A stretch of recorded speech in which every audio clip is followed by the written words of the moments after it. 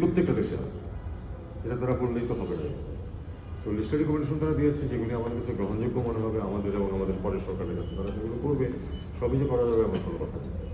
Thank you. না RAB তাহলে থাকবে না, র্যাবের তো কথা একই। র্যাব, আমি তো বললাম যে র্যাবের আপনি র্যাবের কার্যকলাপে বিপুল পরিবর্তন করেছেন। র্যাবের তো প্রাথমিকভাবে অত্যন্ত ফলপ্রসূ একটি প্রতিষ্ঠান ছিল, সেটাকে অনেক প্রতিষ্ঠানের মতোই গত 15 বছর সেগুলোকে ধ্বংস করা হয়েছে। যে কাজগুলো র্যাবকে দিয়ে করানো হয়েছে এটা তো র্যাবের কাজ না, কিন্তু করানো হয়েছে। এখন আমরা চাই যে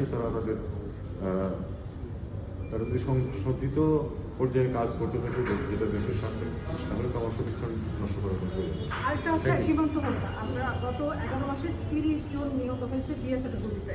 এটার ব্যাপারে আমার অবস্থান আপনারা খুব ভালো করেই জানেন। আমার এই ব্যাপারে নতুন করে কিছু বলার নেই। আসলে থ্যাংক ইউ। সপ্তাহে 2 দিন বললে আপনাদের চাপ কম হবে।